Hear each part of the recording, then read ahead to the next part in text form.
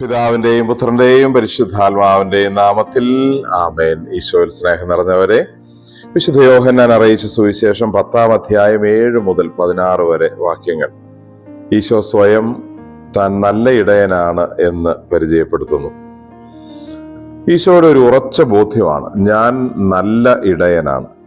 അതിന് കാരണവുമുണ്ട്. കാരണം അടുത്ത വാക്യമാണ്. കാരണം ഞാൻ എൻ്റെ ആടുകൾക്ക് വേണ്ടി സ്വജീവൻ സമർപ്പിക്കുന്നു. എൻ്റെ ജീവനും ജീവിതവും എല്ലാം ഈ ആടുകൾക്ക് വേണ്ടി, അജഗണത്തിന് വേണ്ടി സമർപ്പിച്ചിരിക്കുന്നു. ഞാനൊരു സാധാരണ കൂലിക്കാരനെ പോലെയല്ല. കൂലിക്കാരൻ ചെന്നായി വരുന്നത് കാണുമ്പോൾ ആടുകളെ ഇട്ടിട്ട് സ്വയരക്ഷ നോക്കി ഓടുന്ന ആളാണ്. പക്ഷെ ഞാൻ അങ്ങനെയല്ല. സ്വന്തം ജീവൻ പോലും കൊടുക്കാൻ തയ്യാറായി പൂർണ്ണമായ സമർപ്പണത്തിന്റെ പ്രതീകമായി നിൽക്കുന്നത് കൊണ്ട് ഞാൻ നല്ല ഇടയനാണ്.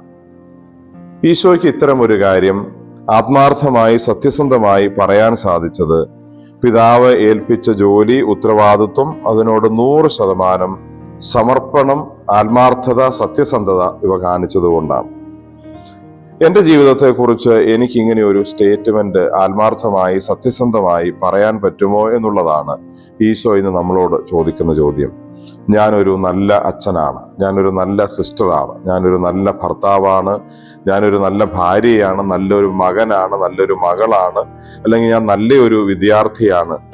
അങ്ങനെയൊക്കെ പറയണമെങ്കിൽ എനിക്ക് എൻ്റെ ഈ പറയുന്ന കാര്യത്തോട് 100% സമർപ്പണം വേണം, ആത്മാർത്ഥത വേണം, സത്യസന്ധത വേണം.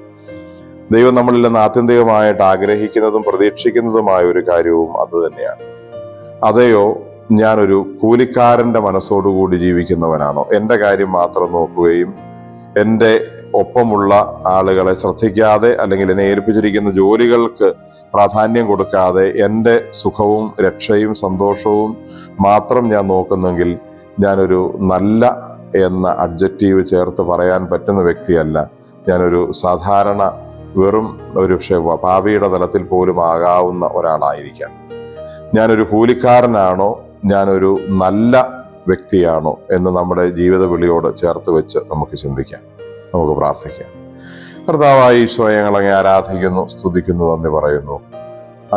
അങ്ങയുടെ പേര് പോലെ ഞങ്ങളുടെ പേരുകളും നല്ലത് എന്ന് ചേർത്ത് പറയാൻ ആഗ്രഹിക്കുന്നുണ്ടെന്ന് ഞങ്ങൾക്കറിയാം. കർത്താവ്, ഞങ്ങളുടെ ഈ ലോക ജീവിതത്തിൽ ആ ഒരു ദൗത്യം പൂർത്തിയാക്കുന്നതിനും ആ ഒരു ലക്ഷ്യം നേടുന്നതിനുമായി അങ്ങ് ഞങ്ങൾക്ക് നൽകിയിരിക്കുന്ന ദൈവവിളികളിലും ജീവിത ഉത്തരവാദിത്വങ്ങളിലും ഞങ്ങളുടെ പ്രൊഫഷനുകളിലുമെല്ലാം 100% ആത്മാർത്ഥമായി സത്യസന്ധമായി സമർപ്പണത്തോടെ ജോലി ചെയ്യുവാനും അങ്ങയുടെ ഇഷ്ടമനുസരിച്ച് ഓരോ സമയവും പ്രവർത്തിക്കുവാനും ഞങ്ങളെ അനുഗ്രഹിക്കണമേ.